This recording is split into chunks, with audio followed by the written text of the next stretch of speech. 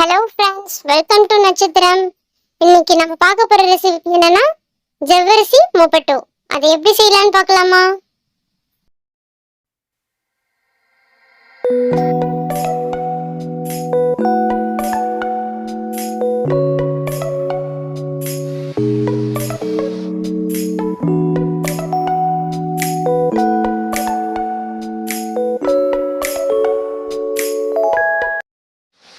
முதல்ல பச்சரிசியை ஊற வச்சு எடுத்து வச்சுக்கோங்க. பச்சரிசியை ஒரு 15 நிமிஷம் ஊற வைங்க. அப்புறமா ஜவ்வரிசியை தூள் மாவு மாதிரி அரைச்சி எடுத்துக்கோங்க.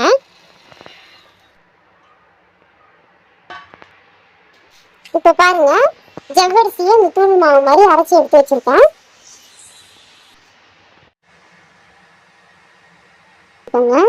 நம்ம ஊற வச்ச பச்சரிசியை இந்த மாவு மாதிரி தண்ணி மாவு மாதிரி அரைச்சி எடுத்துக்கோங்க. அரைச்ச பச்சரிசி மாவை அந்த ஜவ்வரிசி மாவுல ஊற்றிக்கோங்க. ரெண்டுத்தையும் ஊற்றி உங்களுக்கு தேவையான உப்பு போட்டுக்கோங்க. உப்பு போட்டு பிணைஞ்சிக்கோங்க. கொஞ்சம் தண்ணி விட்டு பிணைஞ்சிக்கோங்க, ஏன்னா கெட்டியாயிடும்.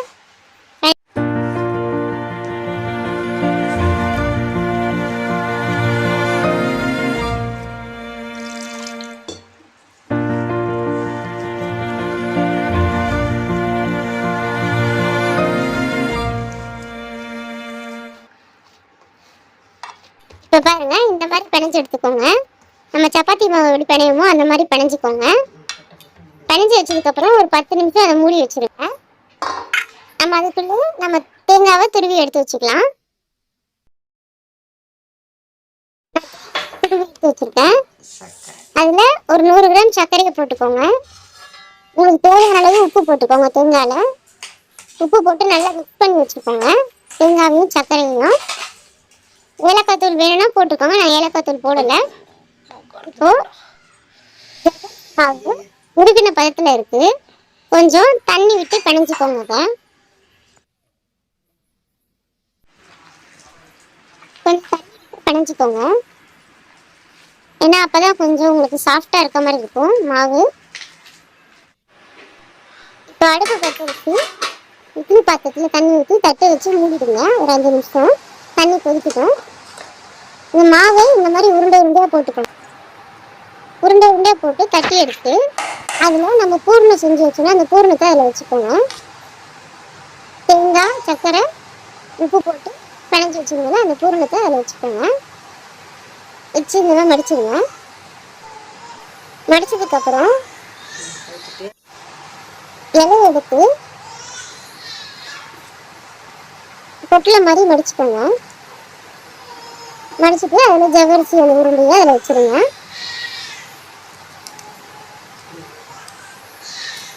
இந்த மாதிரி எல்லாத்தையும் உருட்டி மடித்து எடுத்து வச்சுக்கோங்க. எல்லாத்தையும் மடித்து எடுத்து வச்சுருக்கேன். இப்போ இட்லி சட்டியில் போய் வைக்கலாம். நம்ம அதை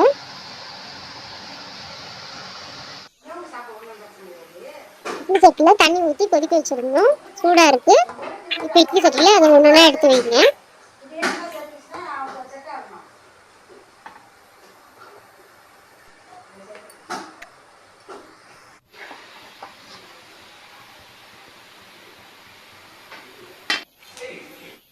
பாருங்க, இப்போ வெந்துருச்சு. ஒரு 10 நிமிஷம் தான் வேகிறதுக்கு ஆகும். வெந்ததுக்கு அப்புறம் இந்த மாதிரி இருக்கும். பிரிச்சு பாருங்க. இது ரொம்ப டேஸ்டியா இருக்கும். ஈவினிங் ஸ்நாக்ஸ் தான், செஞ்சு பாருங்க, சூப்பரா இருக்கும். ஒரு 10 நிமிஷத்துல செய்யக்கூடிய ஒரு ஸ்நாக்ஸ் தான் இது. Thank you friends. அவ்வளோதான் ஃப்ரெண்ட்ஸ், ஜவ்வரிசி மூப்பட்டை நீங்களும் ட்ரை பண்ணி பாருங்க. Thank you friends.